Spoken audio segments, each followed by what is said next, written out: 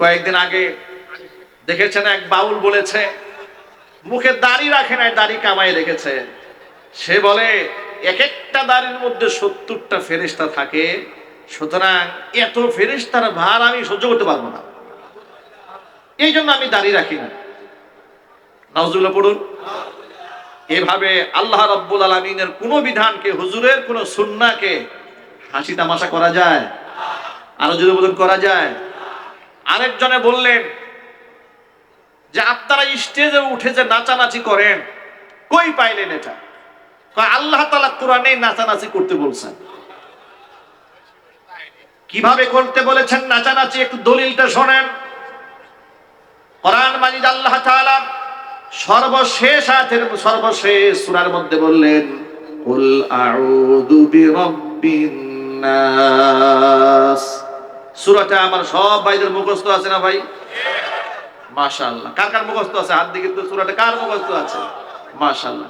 সবাই আমার সাথে একটু পড়বেন। কুল আউযু বিরাব্বিন নাস, মালিকিন নাস, ইলাহিন নাস, মিন শাররিল ওয়াসওয়াসিল খান্নাস, আল্লাযী ইউওয়াসওয়িসু ফি সুদুরিন নাসি মিনাল জিন্নাতি ওয়ান নাস। বলেন আমিন। হে নবী আপনি বলেন, কুল বলেন আপনি, আউযু বিরাব্বিন নাস, আউযু আমি আশ্রয় প্রার্থনা করছি, পানাহা চাচ্ছি। কার কাছে পানাহা চাচ্ছি? বিরাব্বিন নাস, মানুষের রবের কাছে। মানুষের রবকে? মালিকিন নাস, যিনি মানুষের মালিক তিনি কে? ইলাহিন নাস, যিনি মানুষের মাবুদ তিনি কে? কোথা থেকে আমি আশ্রয় প্রার্থনা করছি? মিন শাররিল ওয়াসওয়াসিল খান্নাস, ওই খান্নাসের প্রবঞ্চনা থেকে, যে খান্নাস মানুষের অন্তঃকরণে কুমন্ত্রণা দেয়। আল্লাযী ইউওয়াসওয়িসু ফি সুদুরিন নাস মিনাল জিন্নাতি ওয়ান নাস, সেই খান্নাস মানুষের ভিতর থেকে হতে পারে, জিনদের ভিতর থেকে হতে পারে। এক কথায় জিন শয়তান, মানুষ শয়তানের কুমন্ত্রণা থেকে, ওয়াসওয়াসা থেকে, চক্রান্ত থেকে, অনিষ্টতা থেকে আমরা আমাদের মানিবের দরবারে পানাহা চাই।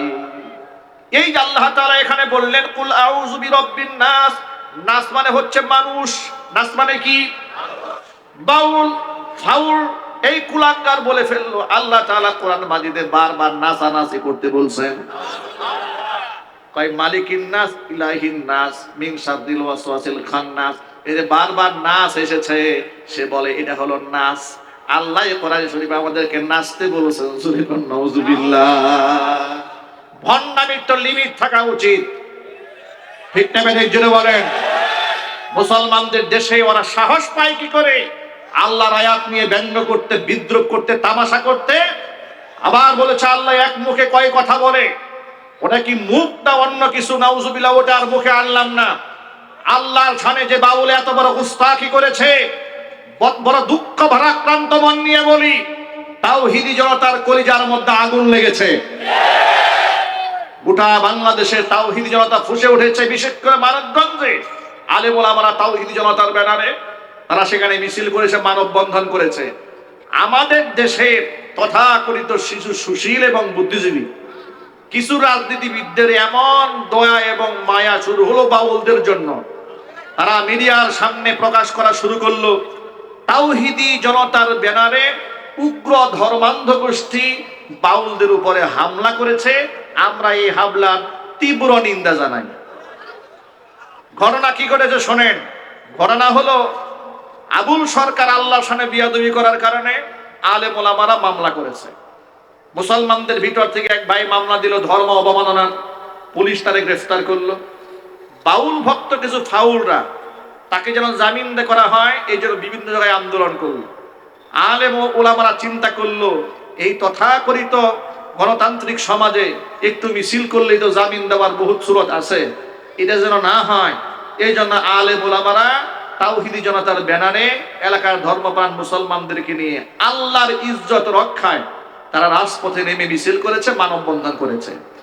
আলেম ওলামাদের শান্তিপ্রিয় সেই মানব বন্ধনে বাধা দেওয়ার জন্য এই বাউলদের কিছু অংশ, বিপদগামী কিছু লোকেরা, তারা গেছে এটাকে বাধা দিতে। এখন আপনারাই বলেন, আল্লাহ রাব্বুল আলামিনকে ভালোবাসার দাবি নিয়ে যারা মাঠে নেমেছে তাদের সামনে নাস্তিক বেঈমান টিকবে?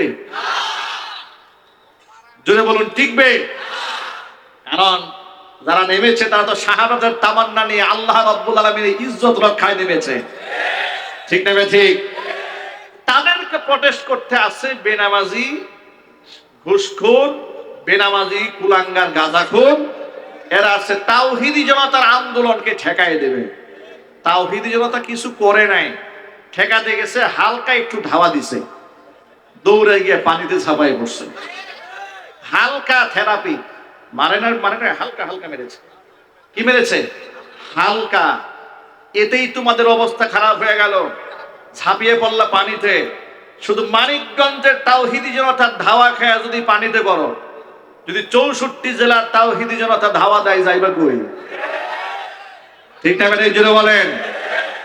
এরপরে দেশের কিছু বুদ্ধিজীবীরা বলা শুরু করলো, বাউলরা হচ্ছে এখানে বাংলাদেশের সংখ্যালঘু, অবশ্যই সবার বাক স্বাধীনতা আছে, এটা মানুষের বাক স্বাধীনতা, যা খুশি মানুষ বলতে পারে।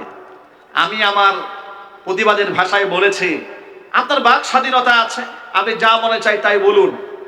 ইসলাম বাক স্বাধীনতা দিয়েছে, কিন্তু বাক স্বেচ্ছাচারিতা দেয় নাই।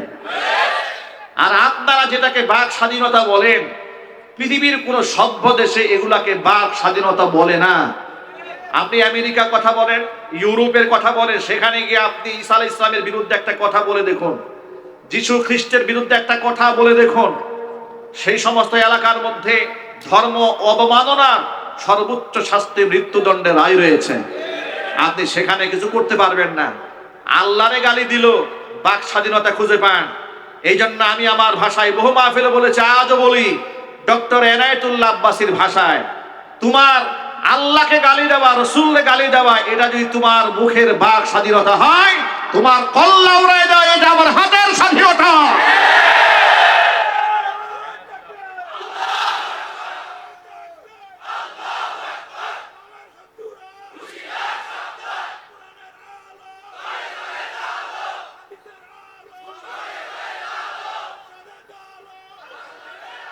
আমার প্রিয় যুবক ভাইরা, আমি সকলের কাছে উদাত্ত আহ্বান জানাই, রাজনৈতিক মাঠে কে কোন দল করবেন সেটা নিয়ে আমি ইন্টারফিয়ার করতে চাই না।